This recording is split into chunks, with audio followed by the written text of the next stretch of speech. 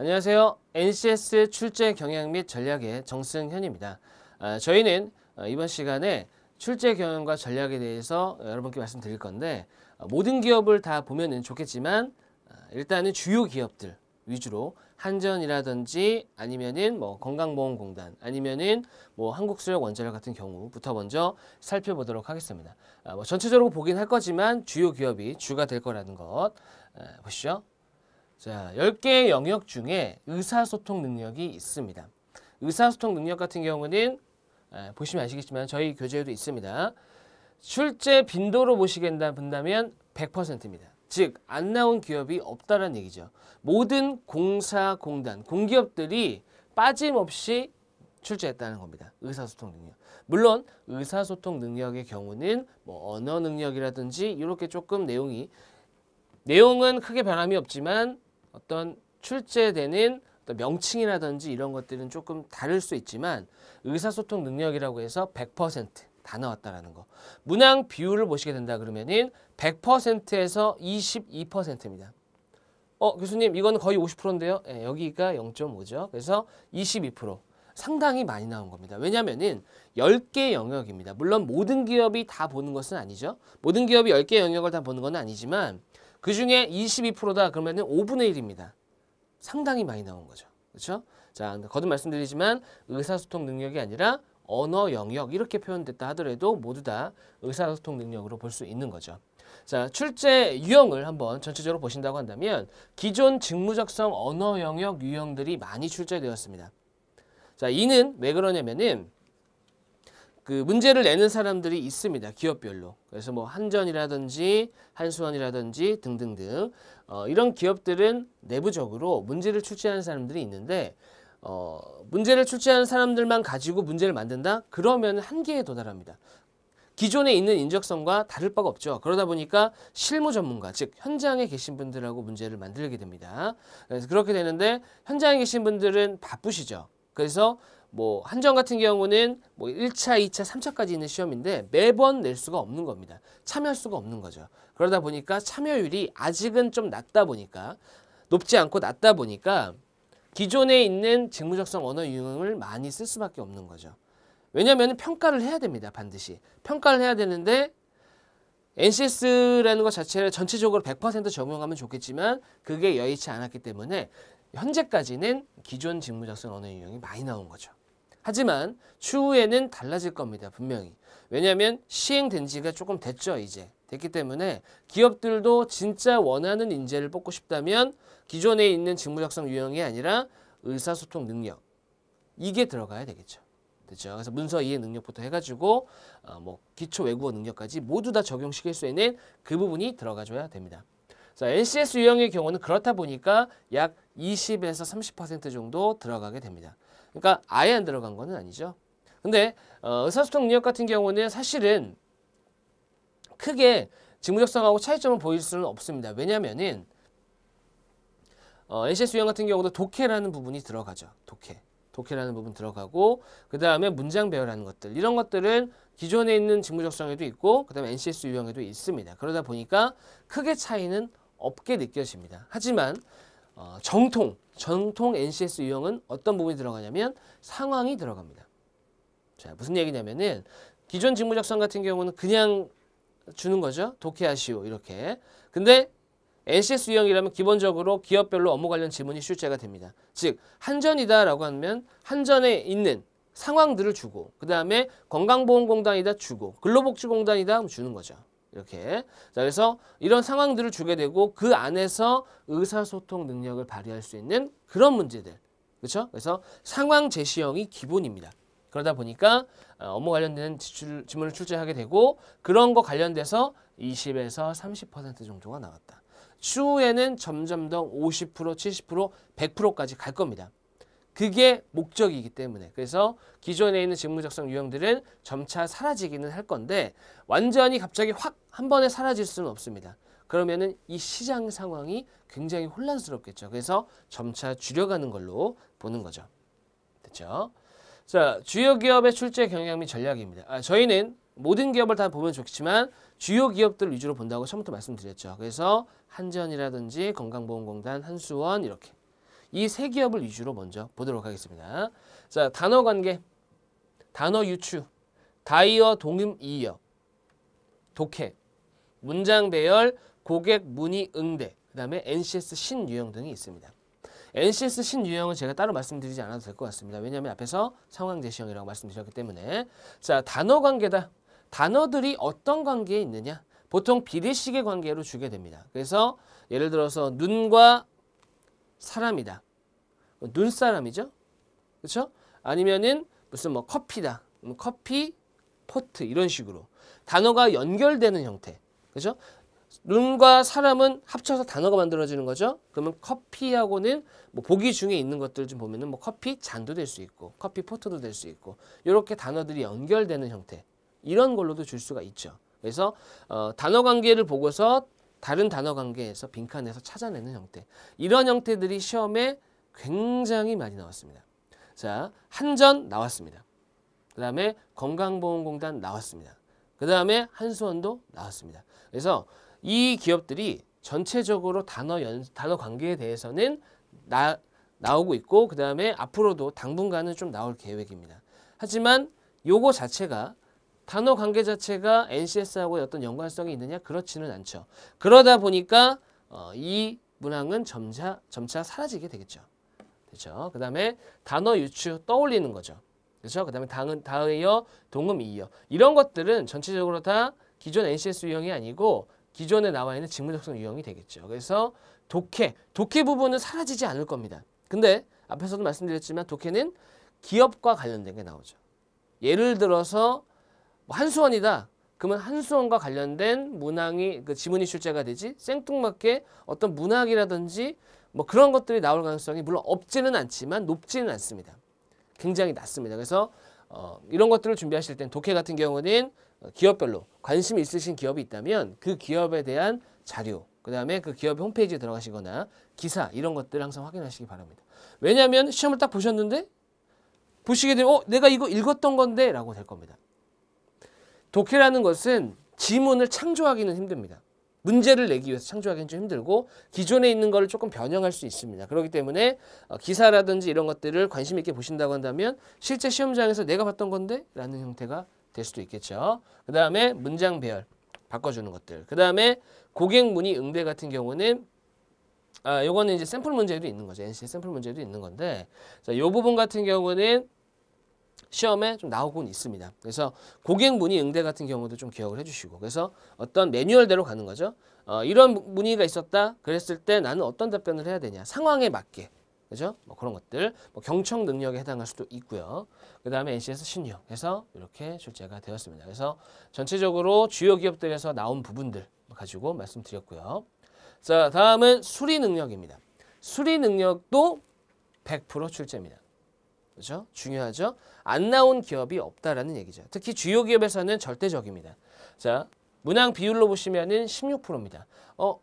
의사소통 능력 같은 경우는 22%인데 수리 능력이 16%라는 얘기는 중요하지 않다는 얘기인가요? 그 얘기는 아니죠. 왜? 100%이기 때문에 문제가 조금 덜 나왔을 뿐입니다. 그렇죠? 실제 문제를 해결하는 어떤 그 걸리는 시간 이런 시간들은 의사소통 능력보다 수리 능력이 훨씬 더 깁니다. 자, 나온 것들은 기존 직무작성의 수리 영역 유형들이 많이 나왔습니다. 그리고 NCS 유형과의 큰 차이는 없습니다. 즉, 응용수리, 크게 보면은 응용수리와 그 다음에 자료해석 이렇게 두 가지로 구분이 되죠. 이거는 기존 직무작성과도 유사합니다. 물론 자료해석 같은 경우는 기업별 자료를 사용하는 거죠. 그렇죠? 그래서 뭐 건강보험공단이다라고 한다면 어떤 그 요금을 산출하는 방법 그런 것들에 대해서 표를 주고 뭐 산출하시오, 표 해석을 하시오 이런 것들이 나온다는 얘기죠. 그래서 이런 것들이 구성이 돼 있고 그 다음에 주요 기업에서 나온 것들은 경우의 수 확률, 방정식, 비례식, 평균, 수열, 자료 해석, 단순 계산 이런 것들이 있는데 이 중에서 자료 해석은 뭐 말할 것도 없겠죠. 100%입니다. 안 나온 적이 없죠. 앞으로도 나올 거고 그리고 나와야 됩니다. 수리 능력에서는 자료 해석하는 것들이 요구되는 바가 많습니다. 자료 해석을 잘하는 게 기업에서 요구하는 바입니다. 그렇기 때문에 이 부분은 반드시 나올 거고 한수원의 경우는 수열을 굉장히 중요하게 생각합니다. 그렇기 때문에 한수원에서는 수열이 뭐 5문제가 나오기도 하고 굉장히 많은 문제가 나옵니다. 그래서 수열에 관해서는 규칙이 몇 가지가 있습니다. 수열은. 그래서 뭐 예를 들어서 등차, 등비 이런 것이면 절대 안 나옵니다. 너무 쉬우니까. 개차, 수열 안 나올 겁니다. 왜냐면은 기존에 많이 나왔습니다. 그렇기 때문에 수열도 여러 가지 형태가 있습니다. 그래서 교재에 나와 있는 유형도 좀 살펴보시고 하셔가지고 수열의 다양한 유형들을 조금 접해보시는 게 좋습니다. 한수원을 준비하시는 분들이라면. 아시겠죠? 물론 다른 기업에 나오지만 한수원에서 특히 중요하게 생각하고 그 다음에 비례식의 경우는 꾸준히 나옵니다. 비례식, 방정식 이런 부분이죠. 그래서 한전이라든지 건보라든지 그다음 한수원 모두 다 방정식의 유형, 식을 세워가지고 문제를 해결하는 형태가 많이 나왔습니다. 그 다음에 비례식의 형태도 많이 나옵니다. 요즘엔 비율 비례식 형태 굉장히 많이 나오죠. 그 다음에 경우의 수와 확률 중요합니다. 근데 경우의 수 확률을 하나 기억하셔야 되는 게 뭐냐면 단순하게 중학교 수준으로 기억하시면은 굉장히 애를 먹게 됩니다. 왜냐면은 중학교 수준은 공식을 많이 사용하기가 조금 힘들죠. 그러다 보니까 자, 공식을 사용할 수 있으려면 적어도 고등학교 2학년 수준은 되셔야 됩니다. 그렇다고 교수님 제가 고등학교 2학년 걸 다시 처음부터 공부해야 되나요? 그런 부분은 아니고요. 어떻게 하셔야 되냐면 순열과 조합이라는 게 있습니다. 경우의 수 확률에서는. 그래서 순열과 조합이라는 것이 어떤 부분인지 제가 강의에서도 살짝 말씀드리긴 할 거지만 어떤 건지에 대해서 명확하게 가져가셔야 됩니다. 그것만 아시면은 문제를 조금 쉽게 해결하실 수가 있을 겁니다. 그 다음에 방정식이라든지 특히 뭐 속도라든지 농도라든지 이런 것들 굉장히 중요하게 나옵니다. 평균이라는 것들은 뭐 평균을 내는 건 어렵지 않죠. 하지만 문제가 뭐냐면 평균이 나왔다. 그럼 계산력을 요구하게 됩니다. 왜냐면은 평균은 단순하게 더해서 그 개수만큼 나눠주면 되기 때문에 어려운 유형은 아닌데 평균이라는 건 실제 업무에서 많이 쓰겠죠. 쉽게 얘기해서 커피값 계산할 때도 평균을 내야 됩니다. 얼마씩 내야 되는지. 그렇죠? 뭐 그런 것들도 나올 수가 있습니다. 그래서 평균은 단순 계산의 형태다. 그래서 실수가 굉장히 많고 보기에 보면은 1, 2, 3, 4 또는 1, 2, 3, 4, 5번을 보게 되면은 보기 간의 차이가 없습니다. 별로. 그래서 정확한 계산이 요구되죠. 그래서 뭐 소수점 첫째 자리에서 올린다든지 아니면은 10원 미만은 버린다. 이런 식으로 해갖고 조금 디테일하게 갈 수 있게끔 하셔야 됩니다. 됐죠? 그 다음에 하나만 더 붙여서 말씀드리면 경우의 수와 확률 같은 경우는 한 줄 풀이가 가능해야 됩니다. 만약에 아까 말씀드렸던 순열과 조합을 사용하지 않으시면은 한 줄이 아니라 10줄이 나와도 힘들 수 있습니다. 왜냐하면 모두 다 나열해야 되기 때문에. 물론 취지 자체는 직접 계산하는 게 원칙이긴 하지만 아무도 직접 계산하면 안 된다는 사실을 알고 있죠. 그렇게 생각하는 사람은 아무도 없는 겁니다. 그렇기 때문에 한 줄 풀이가 가능하려면 순열과 조합이 필요하다. 자, 그렇게 보시면 되겠죠. 실제로는 이제 뭐 한전 같은 경우는 엘리베이터 문제가 나왔습니다. 속도 나왔었고, 그 다음에 뭐 건보 같은 경우는 수익률 물어봤던 거죠. 수익률. 그 다음에 한수원 같은 경우도 뭐 확률이라든지 농도라든지 이런 것들 꾸준히 나오겠습니다. 이들 기업뿐만 아니라 모든 기업에서 중요하게 다루고 있고 100% 출제되는 유형입니다. 됐죠? 자, 넘어갑시다. 다음 문제 해결 능력입니다. 역시 100%죠. 그 다음에 문항 비율도 가장 높습니다. 자, 제가 단언컨대 문제 해결 능력이 대세입니다. 가장 중요합니다. 왜냐면은 NCS라는 것은 상황 제시형의 문제입니다. 기본적으로. 근데 문제 해결 능력이 가장 특화되어 있습니다. 10개 영역 중에. 왜냐면은 상황을 주고 문제를 해결할 수 있느냐. 자, 딱딱 들어맞죠. 상황을 주고 이 문제를 해결할 수 있느냐. 바로 문제 해결 능력이죠. 두 가지로 구분이 되어 있죠. 그렇죠? 영역, 하위 능력은 두 가지로 되어 있는데 굉장히 중요합니다. 앞으로 대세고 꾸준히 나올 거고 빠지지 않습니다. 됐죠? 자, 기존 직무적성 유형의 추리 영역에 해당하게 됩니다. 물론 지금은 추리 영역에서 봤던 유형들이 나오고는 있습니다만 이 추후에는 무조건 상황 제시로 갈 겁니다. 자, 추리 영역이 쉬울까요? 아니면 문제 해결 능력에 대한 상황 제시형이 쉬울까요? 추리 능력이 쉽죠. 왜냐면은 추리 영역 같은 경우는 어떤 룰이 있습니다. 도형 추리는 어떻게 하고 도식 추리는 어떻게 하고 수열 추리는 어떻게 하고 이런 것들이 정해져 있는데 상황 제시형 같은 경우는 상황을 이해를 해야 됩니다. 일단. 그러니까 이건 암기가 아니라 이해가 우선이 되겠죠. 그러니까 오히려 훨씬 까다롭습니다. 됐죠? 그 다음에 NCS 신유형과 기존 유형, 추리 영역 부분이 혼합이 돼서 많이 나왔습니다. 그 다음에 까다로운 상황 제시형이죠. 전체적으로 NCS는 모두 다 상황 제시형이지만 특히 까다롭습니다. 지문을 만약에 있는 그대로 다 읽는다? 그러면은 반도 못 풀고 끝나죠. 제가 이제 소통을 하고 있는 이런 NCS 관련된 시험을 치르는 학생들과 얘기를 해본다면 보통은 문제를 정직하게 다 푸는 사람들은 끝까지 못 풉니다.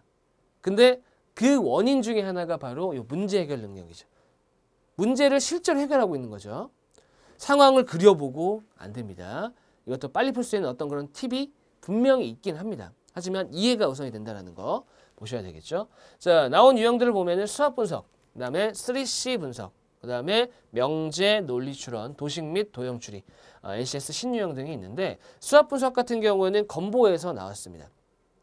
이런 질문을 하는 사람들도 있습니다. 샘플 예지만 보신 분들 보시면은 교수님, 수학 분석 같은 경우는 조직이해 능력 쪽 아닌가요? 맞습니다. 조직이해 능력에서 수학 분석이 등장을 했죠. 하지만 실제 문제는 문제 해결 쪽에 가깝습니다. 조직 이해보다는. 그래서 수학 분석은 네 가지죠. 그죠? 강점, 약점, 뭐 위기, 기회 해가지고 요 네 개 가지고 해결하는 부분.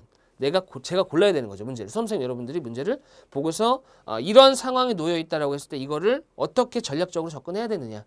어떻게 내가 어떤 전략을 선택해야 해결할 수 있느냐. 문제 해결이 되는 거죠. 그래서 실제 시험에서는 문제 해결 쪽이다.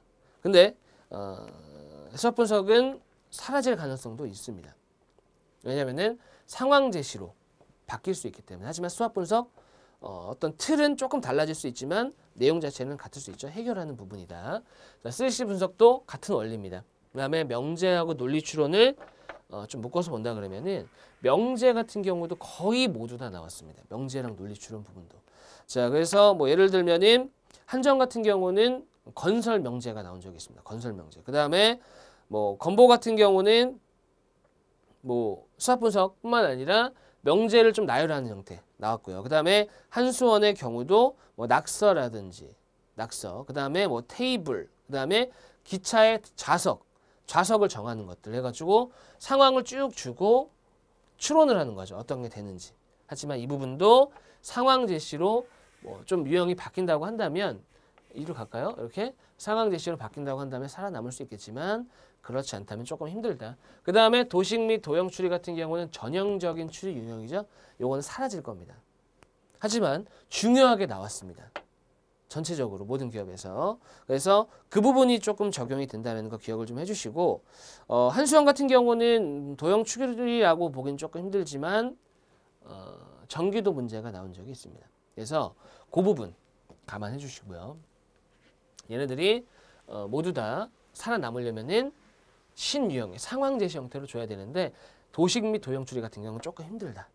하지만 당분간은 좀 나올 수 있다. 이해되셨죠? 자, 다음입니다. 자기개발 능력이죠. 자기개발 능력.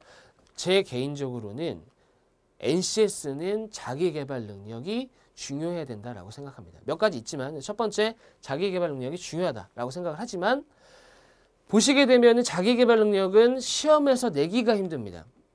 그렇죠? 근데 기억하셔야 되는 건 뭐냐면은 일단은 이것은 기존에 있는 유형은 아닙니다. NCS 유형이죠. 그 다음에 상황 제시 후 선택을 하게 되죠. 자, 상황 제시형입니다. 딱 들어맞죠. 그렇죠? 상황이 주어지죠. 자기개발 능력. 내가 어떤 내 능력을 키우기 위해서 뭘 해야 되는지 상황 제시를 합니다. 근데 아직은 문제가 어렵지 않게 나옵니다. 또는 이론 부분 있죠? 이론 부분에서 문제가 등장을 합니다. 그렇기 때문에 이 부분 같은 경우는 이론 학습이 중요하게 되는 거죠. 하지만 추후에는 굉장히 중요하게 될 겁니다. 왜냐면은 상황 제시입니다. 상황이 들어가기 때문에 중요하고 기업에서도 자기 개발을 요구를 하지 자기 개발 요구하지 않고 일만 해라 이러지는 절대 않습니다. 조금 더 고부가가치를 구현할 수 있는 인재를 데리고 있고 싶은 거죠. 그렇기 때문에 자기 개발 능력은 좀 더 특화될 가능성이 높습니다. 그래서 뭐 지금 당장은 바뀌지 않겠지만 이후에는 분명히 바뀔 겁니다. 출제 빈도는 높지는 않죠. 그렇죠? 문항 비율도 크지는 않습니다. 왜냐하면 중요도가 현재는 높을 수가 없기 때문에 암기 형태이기 때문에. 하지만 추후에는 중요해진다. 자, 그러면 NCS 신유형이다. 이거는 딱히 제가 추가적으로 드릴 말씀은 없습니다.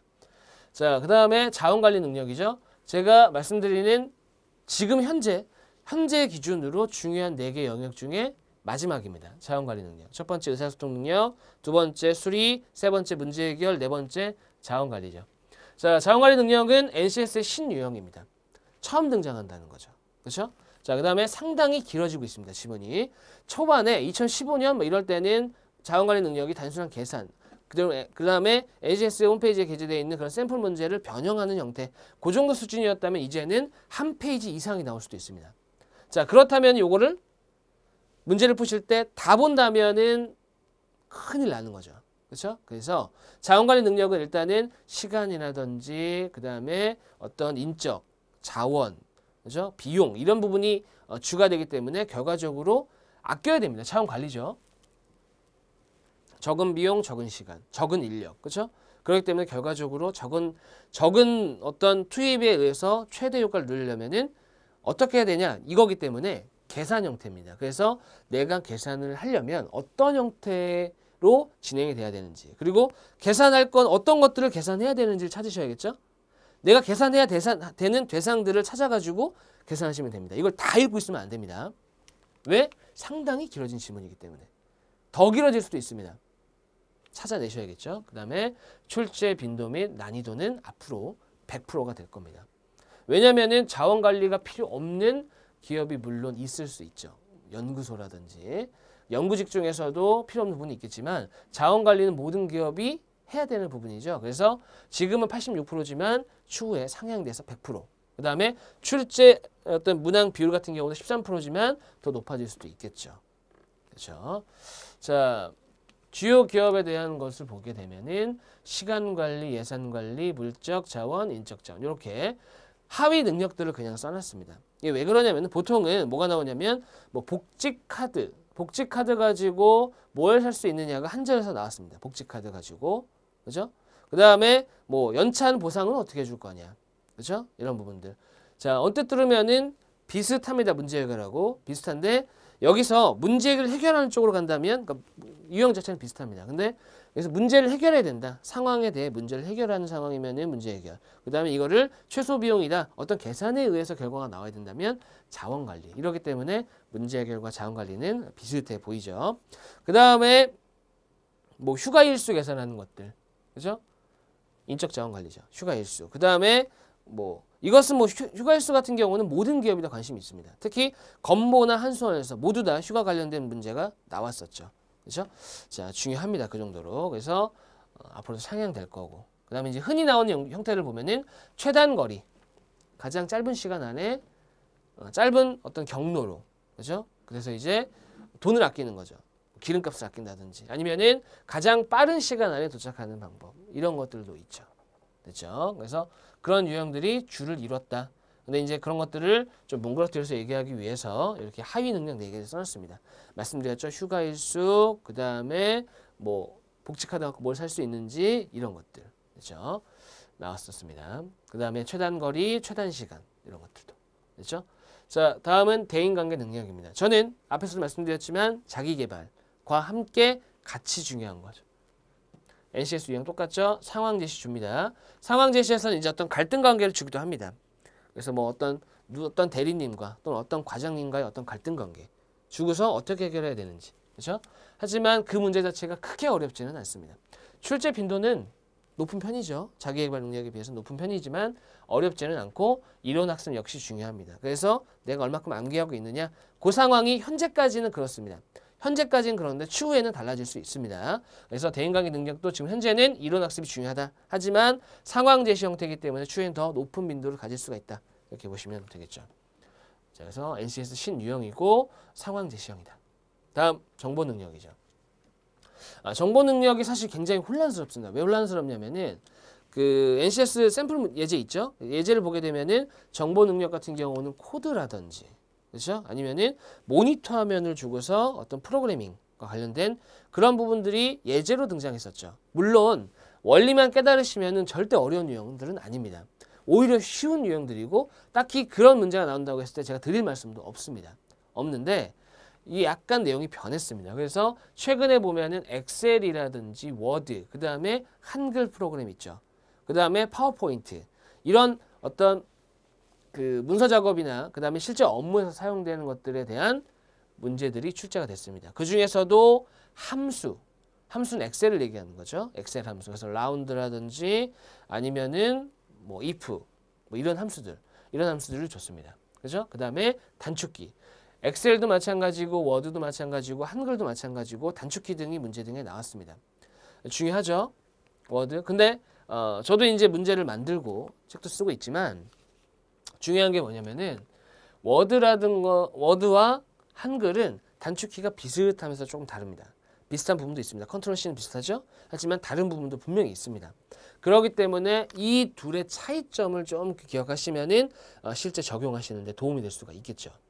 왜냐하면 워드나 한글 같은 경우는 서로 문서 작업하는 프로그램이긴 하지만 단축키가 다르다. 같은 점도 있지만 단축키가 다른 부분도 있다. 그 부분에서 실제 문제가 나올 가능성이 높은 거죠. 그렇죠? 자, 그렇기 때문에 그 부분 좀 살펴봐 주시고 상황 제시 유형도 주기로 합니다. 단순하게 단축키에 대해서 물어볼 수도 있겠지만 내가 이런 작업을 한다. 이렇게 작업을 할 건데 이렇게 됐다. 밑줄을 그어놓고서 이 작업을 하려면 어떤 단축키를 써야 되냐 또는 어떤 함수를 써야 되냐 이렇게 문제에서 등장이 된다는 얘기죠. 그렇죠?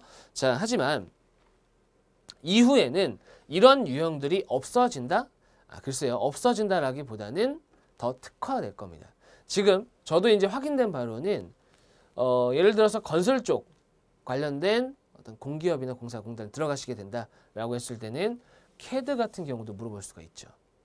그렇죠? 왜냐면은 그 기업에 가서 시험을 보는 거죠. 그렇기 때문에 내가 뽑고 싶은 인재는 CAD에 대해서 잘 알고 있는 인재였으면 좋겠다라고 해갖고 CAD 관련해서 나올 수도 있습니다. 즉 심화가 된다는 얘기죠. 이런 유형 스타일, 이런 형태가 없어지는 게 아니라 심화가 될 수 있습니다. 그렇기 때문에 기억을 하셔야 되고 출제 빈도는 이과 계열이기 때문에 좀 더 특화가 돼서 빈도 자체는 높진 않지만 문항 비율은 작은 편은 아닙니다. 자기개발, 대인관계보다는 훨씬 높죠. 그렇죠? 자, 상황 제시형을 줄 수 있는 가능성이 가장 크다. 이렇게 보시면 될 것 같고 엑셀 함수 단축키, 그 다음에 코드 유형이 안 나온 건 아닙니다. 코드 유형 같은 경우는 나왔습니다. 됐습니다. 그래서 우리가 하는 한수원, 한전, 기타 등등 주요 기업 안에는 들어가지 않는 시험이긴 했지만 코드 유형이 없어진 것은 아닙니다. 근데 코드 유형은 어렵지 않기 때문에 문제가 안 되는 거죠. 워드 단축키, 상황 제시형 등이 있었다. 됐죠? 자, 넘어갈까요? 자, 다음은 기술 능력입니다. 기술 능력 같은 경우 문항 비율이 굉장히 낮네요. 출제 빈도도 낮은 편이고 하지만 중요하지 않지는 않습니다. 중요합니다. 그렇기 때문에 얘는 좀 특화가 더 돼서 앞으로도 잘 나올 겁니다. 시험에. 자, 컴퓨터 관련 문제가 출제가 됐습니다. 실제로. 컴퓨터 관련 문제가 나온 것은 건보 같은 경우는 시스템, 작동, 원리 같은 것들도 나왔습니다. 이제 이 문제가 어떤 방향으로 가냐, 정보로 가야 되냐, 기술로 가냐에 대한 어떤 그런 논란은 있을 수 있겠지만 자, 컴퓨터 관련 문제 등이 출제가 됐었죠. 그 다음에 매뉴얼 등과 같은 설명서를 제시하게 됩니다. 자, 근데 매뉴얼이라는 것은 활용도가 굉장히 높죠. 매뉴얼을 주고서 이 상황에 대해서 어떤 내가 해결을 해야 되는 부분이 있다? 문제 해결 쪽으로 갈 수 있습니다. 그 다음 매뉴얼을 보고서 어떤 내가 계산을 해야 된다? 이러면은 자원관리 쪽으로도 할 수 있습니다. 하지만 기술 능력에서 나오는 매뉴얼, 시험에는 냉장고 매뉴얼이 나온 적이 있습니다. 사용설명서. 그 다음에 잉크젯 프린터가 고장났을 때 고장나면은 어떤 걸 확인하셔야 되는지 이런 것들은 기존에 있는 기술 능력 샘플 유형에도 있는 문제들입니다. 됐죠? 자, 어떻게 해야 되냐? 그냥 있는 그대로 하는 거죠. 매뉴얼을 보고 있는 그대로. 이게 기술 능력입니다. 그래서 아직은 문항 비율이 크게 높지는 않죠. 그렇죠? 하지만 이후에는 중요해질 수 있습니다. 이렇게 얘기하고 보니까 다 중요하네요. 그죠? 다 중요하죠. 특히나 이제 제가 말씀드리고 싶은 것은 직무기술을 들어가서 보시게 되면 기업별로 공고가 났을 때 들어가서 보시게 되면은 어떤 능력이 나온다라고 합니다. 그거를 준비하시면 되는 거고 그 나오는 시험들은 다 중요한 겁니다. 됐죠? 자, 매뉴얼. 자, 됐습니다. 다음 기계 등 장치 관련 유형들이 나왔고 설명서 등의 매뉴얼이 출제가 됐었다. 고장 나면 어떻게 조치해야 되는지 이런 것들도 나왔고요. 그 다음에 조직의 능력. 조직의 능력 같은 경우는 출제 빈도가 높은 편이죠. 문항 비율도 5% 정도고 시험에 나온 건 크게 두 가지 형태입니다. 첫 번째는 결제. 그래서 예를 들어서 대리가 결제서를 올렸는데 전결해가지고 누가 대신 결제한다든지 후결, 대결 이런 것들이 있습니다. 그래서 이런 것들 전체적으로 파악이 되셔야 됩니다. 강의할 때도 말씀을 더 드릴 겁니다. 그 다음에 조직도에 대한 변형 문제 등이 시험에 나왔습니다. 그래서 조직도가 이렇게 등장을 하고 이 조직도가 이 조직도로 변했다. 이 조직도가 이 조직도로 변했을 때 어떤 차이점, 조금 이상하게 들릴 수는 있겠지만 숨은 그림 찾기 같은 느낌입니다. 그래서 뭐가 바뀌었는지를 좀 확인해 주셔야겠죠. 그래서 바뀌었을 때, 그리고 상황 제시도 물론 들어갑니다. 그렇기 때문에 정확하게 보면 NCS 유형이 맞는 거죠. 조직의 능력도. 단순히 조직도 그러면은 그게 좀 이상한데 상황을 제시합니다. 이 조직이 어떠한 상황 때문에 이렇게 바뀌었다. 그래서 이 조직도의 차이점뿐만 아니라 상황에 대해서 이해가 필요합니다. 자, 조직도 결제 유형, 그 다음에 경영 및 업무, 이행 관련 유형이죠. 그래서 회사의 어떤 업무적인 측면에 대해서도 나올 수 있습니다. 근데 이런 부분들은 학습을 하셔야죠. 이론 학습이라든지 이런 부분들로 학습하셔야 되는 부분이고 사실 크게 어렵지는 않습니다. 이런 부분은. 자, 마지막으로 직업윤리죠. 중요합니다. 직업윤리 너무 중요하죠. 약간 도덕, 학창시절 배웠던 윤리 이런 쪽입니다. 그러다 보니까 문제가 크게 어렵지는 않죠. 왜냐하면 너무나 당연한 얘기죠. 그렇죠? 너무나 당연한 얘기이기 때문에 학습을 할 거는 크게 없지만 문제가 되는 게 뭐냐면은 상황 제시 후 선택 어렵지 않습니다. 하지만 이론 학습이 중요하다는 것은 암기를 해야 되는 부분이 또 있다는 얘기죠. 그래서 자기계발, 대인관계, 직업윤리 요 세 개는 좀 암기를 많이 해주셔야 됩니다. 상황이 주어졌을 때 자기계발을 해야 된다. 대인관계 능력에서 갈등을 잘 해결해야 된다. 그 다음에 직업윤리에서 내가 갖춰야 되는 어떤 윤리적 의식이 무엇냐라는 것들은 여러분들은 다 갖고 계십니다. 그렇기 때문에 어렵지 않지만 이게 어떤 이론적인 측면, 그렇죠? 뭐 욕구도, 그렇죠? 이 피라미드 형식의 욕구에 대한 4단계가 있지 않습니까? 그렇죠? 그런 것들이 시험에 나왔을 때 답을 할 수 있느냐. 암기가 필요한 거죠. 그렇죠? 그래서 그런 부분들까지 있다라는 거. 그리고 문제는 NCS의 신유형이다라는 거죠. 그래서 총 10개에 대한 10개 능력에 대한 뭐 출제는 어떻게 됐었고 그다음에 문제들은 어떻게 되기 때문에 어떻게 하세요라는 전략까지 말씀을 드렸는데요. 앞으로는 상황 제시형으로 간다는 거. 시험이 더 어려워진다. 당장 돌아오는 시험부터는 상황 제시 형태들이 굉장히 많이 나올 수 있습니다. 왜냐하면 이건 팁인데 문항 개발을 하는 업체들이 또는 문항을 개발하는 기업들이 점차 늘어나고 있습니다. 그렇기 때문에 문제의 퀄리티는 좀 더 높아질 거다 이렇게 생각하시고 기존에 있는 것들을 많이 살펴보시고 그 다음에 상황 제시형으로 넘어갔을 때 대처하는 방법들, 기본적인 마인드 이런 것들도 중요하기 때문에 그런 것들도 같이 다 가셨으면 좋겠습니다. 네, 수고하셨습니다.